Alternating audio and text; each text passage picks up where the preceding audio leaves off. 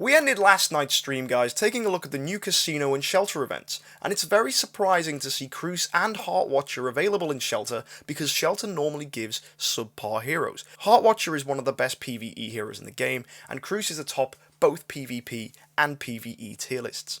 I'm most surprised though that when I woke up, E5 has been released a little earlier than expected. So today guys, we're going to take a look at the new E5 stat changes and how they affect the meta. I can't give you a definitive tier list and I can't tell you who the best is going to be guaranteed in an equal balanced E5 meta. So what I will tell you is who the best heroes are most likely going to be in this transitional meta, where you may have only one or two E5 heroes amongst a sea of E3 or below statted heroes.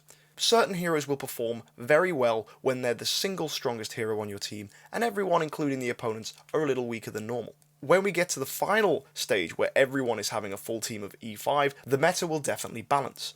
Sadly though, we can't really get much footage of that stage because not a lot of people can rocket all the way up to E5 immediately. However, I will talk about this transitional meta and what to expect going forwards. So guys, let's get straight in there.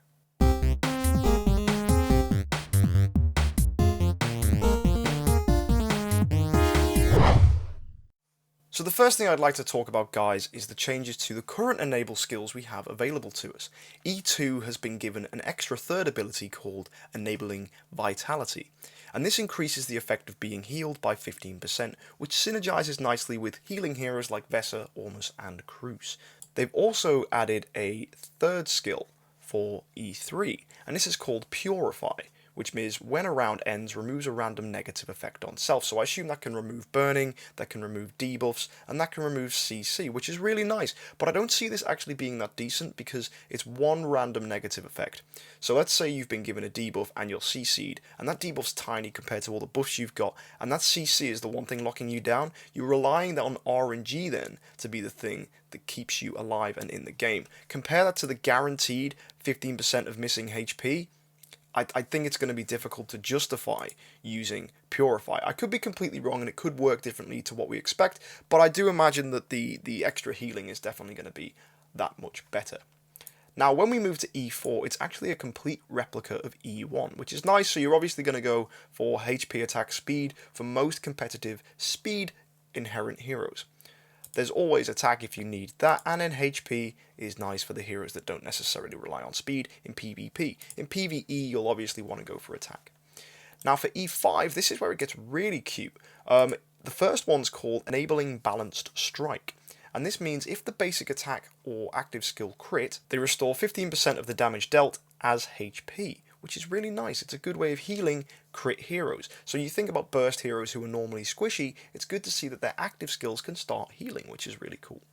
As well, if you don't crit, you will deal 30% extra damage. Again, it's really good for dishing out extra damage, and I can see that being really strong when you're trying to wipe heroes from the board with very aggressive bursting heroes.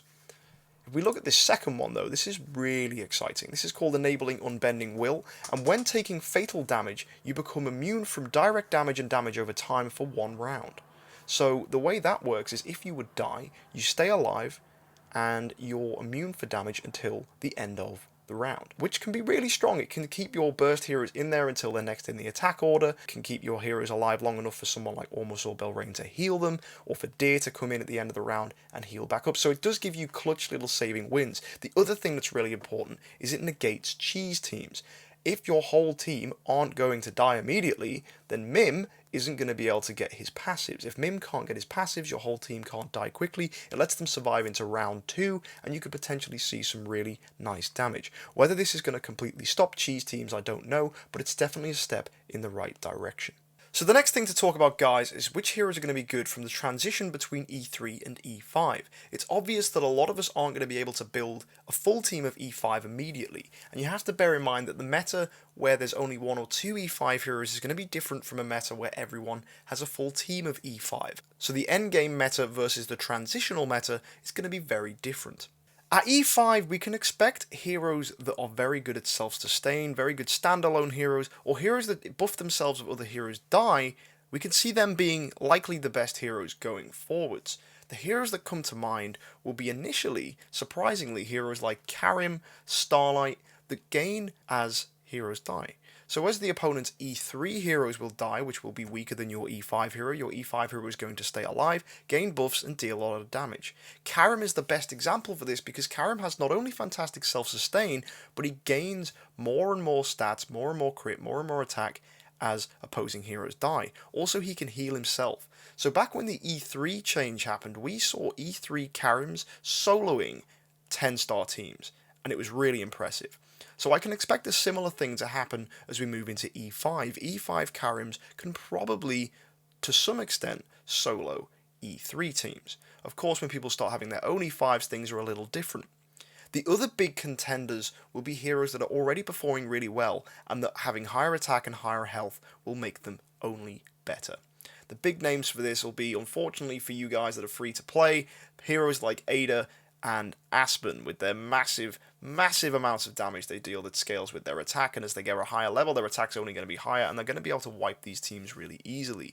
Other heroes that come to mind is actually the free-to-play friendly hero Valkyrie, who is easily one of the best heroes in the game. Because she scales with health and deals a lot of damage because of her health, you can make her E5 and she can probably solo, well, I say probably almost definitely solo a lot of teams. And E5 Valkyrie is probably going to be the best friend for most players' teams because E5 Valk is going to get that massive health buff from E5 compared to E3. She's then going to get loads of extra damage because of that, and she's going to easily eat through E3 heroes. So she's definitely going to be the problem hero moving forward.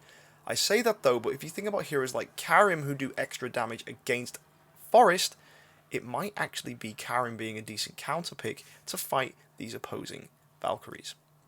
Now that's not a perfect idea and it's not ideal, and I know a lot of you do fodder Karims, but I think Karim is going to be really good. Other surprise heroes might actually be Faithblade, because Faithblade gains energy as heroes die, and an E5 Faithblade can walk through E3 teams and gain extra energy and just keep killing, keep killing, keep killing. Other heroes that come to mind are Amavor. But of course, when you get to the meta, which is stabilized, where everyone has a full E5 team, it's likely that these assassins, Faithblade, Amavor, Karim, they won't be as good as they will be in the transitional meta, so you need to watch out for that. Other heroes that may surprise will be Gru and Corpse Demon, who, because they have extra health, might actually be impossible to kill for E3 heroes. But then again, because the game has gained this max HP form of damage, you'll probably see those heroes getting decimated and eaten through anyway.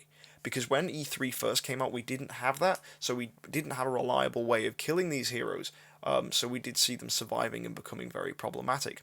So in my opinion, I don't actually think the meta is going to change drastically in a full E5 meta compared to a full E3 meta, but I do think in this transitional period we are going to see heroes that benefit from being higher health, or heroes that benefit from staying alive and gaining lots of buffs. I can see them being the real players in the meta moving forwards. And if you don't have a hero like that, I recommend you try and build a hero that's really going to help in Aspen so you can complete Nightmare, because there's no doubt an E5 hero will easily eat through Nightmare. And of course, you could also just build a really good bursting hero. For example, I went with Dark Arthendal as my first E5 because I know that she can eat through good versus evil teams quite easily. Of course, she's not going to be perfect because when people start building their own E5 heroes, she is going to become a little redundant. But you have to bear in mind as well that that final passive that you can get from E5 that will keep her alive definitely synergizes with the fact that she gains buffs as she takes damage, so being able to guarantee she stays alive is really strong. The final thing I want to say, guys, is there is a particular type of hero that you don't want to make E5 straight away. This is Cruz, Ormus, Emily, supporting heroes that are going to help your team, but not necessarily be able to do the massive damage and decimating performance that you really want from your first E5. Your first E5 needs to be a hero that deals a lot of burst damage, a hero that can easily eat through opposing teams. Support heroes are only there to make your strong heroes stronger. A Cruz that's your only E5 isn't going to do very much difference compared to what he would do at E3. If anything, he's going to perform worse because you want your Cruz to drop below 50% health to stun the opponent. If he's got really high health thanks to E5, he might not even get to that point. It's also worth mentioning that heroes that are support aren't going to actually be able to kill these opposing teams anyway, so you definitely need a hero that can deal a lot of damage. As I said before, Ada, Aspen, Valkyrie, or good burst heroes, even Jara, I guess. Heroes that can just do wham, just lots of damage immediately, are definitely going to be the ones that you want to bring forwards. So hold back on your Cruces, hold back on your Ormuses, don't bring them forward straight away. they're only going to be really good in a stable full E5 meta. So guys, if you found this video useful, if you found it insightful, or if there's more you want to add, why don't you drop me a comment, maybe give me a like and a subscribe. Get in touch on Discord, you can find my social media links down below. So yeah guys, thank you so much for tuning in. I hope this has given you a little look into the new E5 stuff that has come out, and it's something that you new players can look forward to, and it's something that you later players can definitely sink your teeth into. So guys, thank you so much for tuning in, have a great week, and as always, happy idling.